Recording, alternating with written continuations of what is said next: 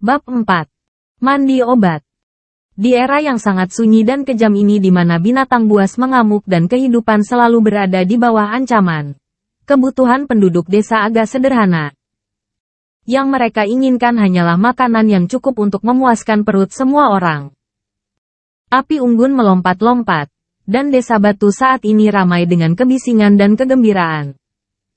Laki-laki dan perempuan, tua dan muda, semuanya memiliki senyuman di wajah mereka. Mereka semua dipenuhi dengan keceriaan saat berbicara dan tertawa. Anak kecil, jangan berlarian sembarangan. Kami akan segera melakukan mandi obat. Tidur nyenyak di malam hari. Dan di masa depan kamu pasti akan lebih kuat dari semua binatang buas, kata dan tetua sambil tertawa. Au, aku tidak mau. Sekelompok anak-anak yang mendengar ini semua berdiri dan berteriak dengan sedih, melarikan diri dan bersembunyi di berbagai bagian desa. Kalian sekumpulan bayi melon. Kalian benar-benar tidak tahu apa keberuntungan. Ini tonik langka. Jika kita bisa terus mandi obat ini, otot dan tulangmu akan bisa menyamai makhluk raksasa itu. Semua orang dewasa mengkritik mereka. Dan seperti menangkap ayam kecil, mereka mulai menangkap anak-anak mereka.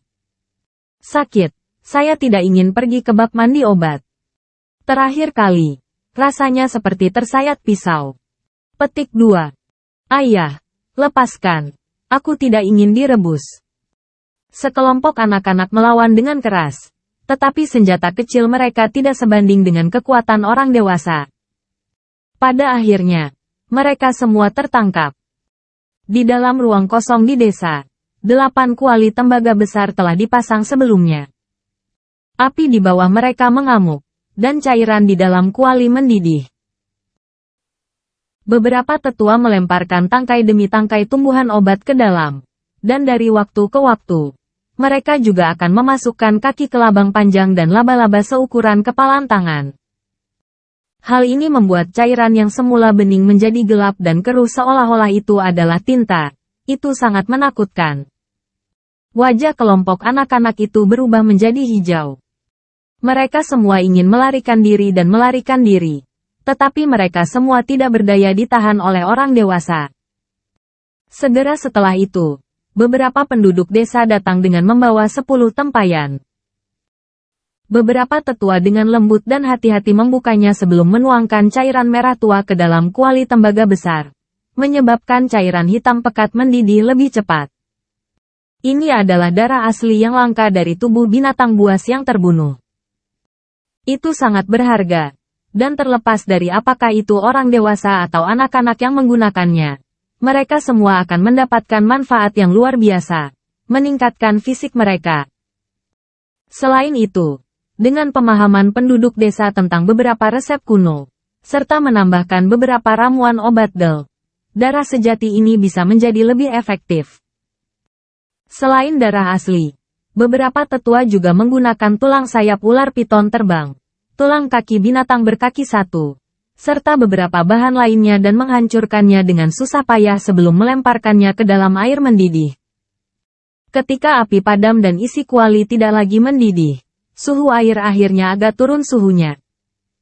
Jeritan bersama dengan suara putong-putong terdengar saat kelompok pertama anak-anak dilempar ke dalam, dan setiap kuali berisi kira-kira 2 atau 3 individu. Sakit. Air ini benar-benar bisa memasak kita hidup-hidup. Selamatkan aku. Tubuhku terasa seperti sedang dipotong oleh pisau, dan kulit serta dagingku sedang dibelah. Mereka semua meringis kesakitan. Dan tangan mereka meraih kaki mereka. Satu demi satu mereka semua bergegas keluar, hanya untuk didorong kembali ke dalam saat mereka berteriak tanpa henti. Dengan cara ini, beberapa lusin anak dilemparkan ke dalam kuali. Mayoritas melolong dengan kejam, dan berjuang terus-menerus. Hanya 7 atau 8 anak yang agak lebih baik, dan meskipun mereka sakit dan alis mereka basah oleh keringat, mereka menahannya dan tidak mengucapkan sepatah kata pun. Adapun si kecil, dia juga tidak bisa melarikan diri dan dilempar ke dalam kuali dengan perlakuan khusus oleh dirinya sendiri. Hanya sedikit air jernih yang ditambahkan ke kuali. Tetapi selain itu, Semuanya adalah darah asli dan tulang yang patah. Penduduk desa tidak merasa bahwa ini tidak pantas, dan juga tidak merasa bahwa mereka lebih menyukai dia daripada orang lain. Ini karena anak-anak mereka sendiri sudah tidak bisa menahan rasa sakit dan meneriakkan jeritan yang menghancurkan hati di dalam kuali obat normal.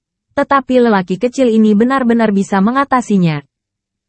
Selain itu, ketika si kecil berada di dalam cairan kental dan mendidih kuali hitam, kepala suku tua itu bahkan membuka 2 toples khusus, dan menuangkan isinya ke dalam kuali. Menuangkan salah satu kendi adalah awan merah yang membentuk pisiu seukuran telapak tangan. Itu perkasa dan jahat seolah-olah akan menghancurkan semua orang dan melarikan diri, dan sifatnya sangat ganas. Dari dalam telapak tangan si Yunfeng bersinar sebuah karakter, dan teks tulang mulai naik. Sebuah tamparan membuat pisiu berserakan dan berubah menjadi darah, dan menetes ke dalam kuali. Dari toples lain itu keluarlah seekor badak api berkepala 2 berwarna merah tua.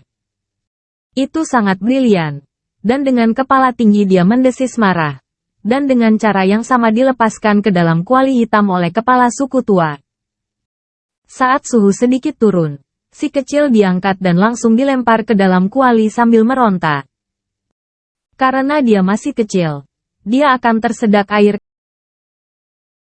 Begitu dia jatuh ke dalam dengan suara gudong-gudong, dia langsung meminum cairan itu beberapa suap.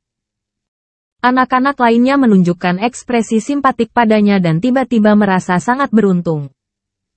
Hanya ada sedikit air yang ditambahkan, dan bagian utamanya adalah darah asli, tulang binatang, serta benjolan otot yang membentuk cairan obat. Cairan obat ini pasti akan membuat kulit dan tulang seseorang terasa lebih sakit. Si kecil benar-benar menyedihkan. Bahkan beberapa orang dewasa tidak tahan. Pria kecil itu mengerahkan kekuatan sebanyak yang dia bisa kumpulkan sambil berjuang dan meringis kesakitan. Dan dari waktu ke waktu, dia bahkan akan meminum cairan kental. Orang dewasa yang menonton benar-benar mulai merasa sangat khawatir. Tidak ada masalah karena ini bukan kali pertamanya. Karena dia bisa melakukan ini sebelumnya, maka dia bisa melewati ini juga. Minum lebih banyak cairan obat juga tidak buruk. Jika dia bisa menyerapnya, itu akan membuatnya menyerap manfaat besar.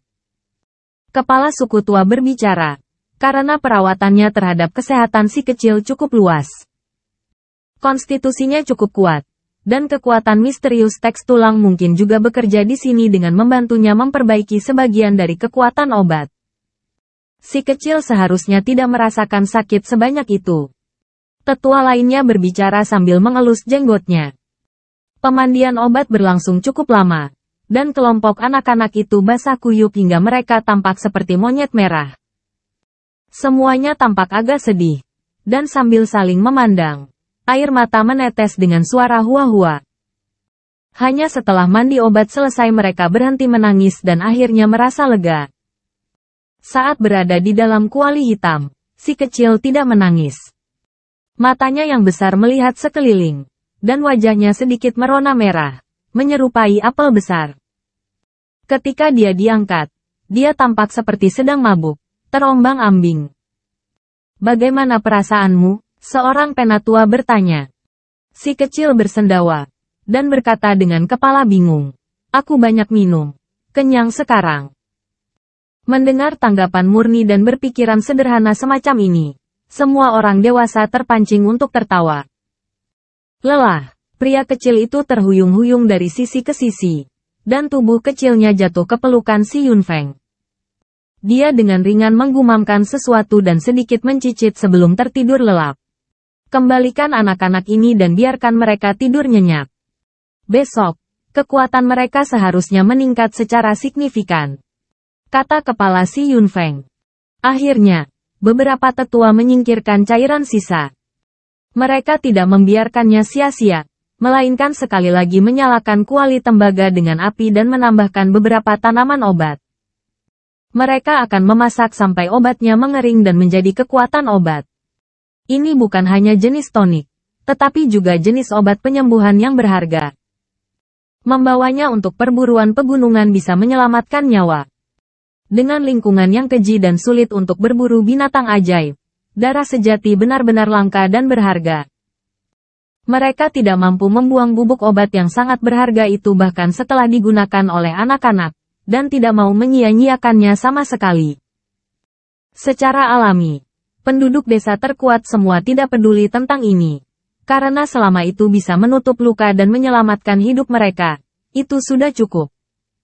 Malam itu, semua anak tidur nyenyak. Keesokan paginya, banyak dari orang-orang kecil ini menangis dengan keras. Karena kulit tua terkelupas, membuat tempat tidur mereka kotor. Pergi, ambil seember air dan basuhlah dirimu hingga bersih. Setelah itu, angkat gumpalan batu kilangan itu. Petik 2.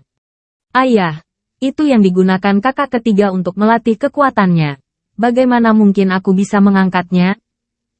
Berhentilah berbicara omong kosong. Jika aku menyuruhmu mengangkat, maka angkat saja. Apakah Anda memberitahu saya bahwa kita menyia-nyiakan semua obat darah dan tulang yang sebenarnya tadi malam tanpa hasil? Jika Anda benar-benar tidak membuat kemajuan, maka saya akan memukul pantat Anda sampai berubah menjadi 8 fragmen. Petik 2. Keesokan paginya, desa batu aktif seperti burung terbang dan anjing melompat. Semua anak dipaksa untuk memindahkan batu besar dan kuali tembaga sambil merengek berulang kali. Hasilnya jelas terlihat. Anak-anak semuanya memperoleh kekuatan yang signifikan, dan fisik mereka menunjukkan peningkatan kekuatan. Namun, jika seseorang mengatakan bahwa mereka terlahir kembali, maka itu masih agak jauh dari kenyataan. Kaca-kaca. Kepala desa. Simbol telapak tangan kepala si Yunfeng memancarkan cahaya yang cemerlang, dan di tangannya ada batang palu paduan emas. Dengan itu, dia menghancurkan bagian paling berharga dari tanduk naga gajah bertanduk naga menjadi beberapa bagian. Setelah itu, ia mengambil sebagian dari tulang cakar pisiu yang diamputasi serta sebagian kecil dari tanduk merah badak api, dan dengan cara yang sama melumatkannya sampai menjadi bubuk halus. Dia kemudian mencampur bubuk tulang yang dihancurkan ini dengan beberapa darah asli binatang buas, dan memasukkannya ke dalam susu binatang yang dimasak dengan lambat. Pada saat itu, aroma mulai naik secara spiral. Setelah itu, sesepuh memasukkan tangkai demi tangkai tumbuhan obat. Segera setelah itu, cairan di dalam panci menjadi kacau, dan aromanya menjadi lebih kaya. Waktunya makan, anak kecil. Di dalam rumah batu, si kecil mendengar teriakan dan dengan suara gulu, dia berbalik dan kemudian berdiri. Matanya yang baru saja terbangun masih buram, tetapi saat aromanya bocor, dia dengan cepat mengendus. Dia segera merasa bersemangat, dan mulai bergumam ke arah itu. Baunya sangat enak. Tentu saja, ini adalah obat yang sangat berharga, jadi jangan menyia-nyiakannya dan makan semuanya. Si Yunfeng tertawa dan berkata. Si kecil memakannya seperti serigala. Dan tak lama kemudian, bubur periuk itu benar-benar hilang. Namun, konsekuensi negatif segera muncul karena dia benar-benar terlalu kecil, dan kekuatan obatnya terlalu kuat. Pagi biasa ini, si kecil yang menggemaskan tiba-tiba mulai bertingkah seperti anak bermasalah. Kedua matanya memerah seperti kelinci putih, dan dia mulai berlari kemana-mana, berteriak ayah tanpa henti.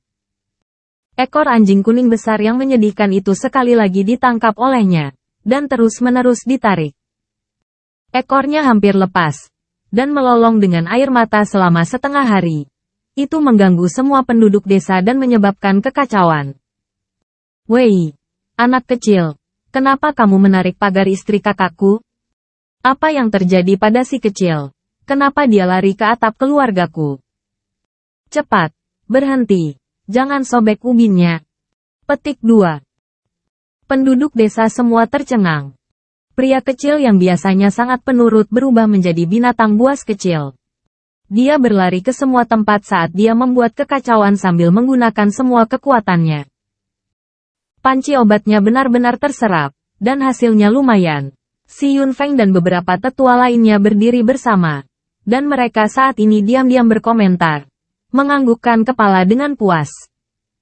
Di kejauhan, banyak anak melihat pemandangan di depan mereka dan menjadi lebih menakutkan bagi sang kepala suku.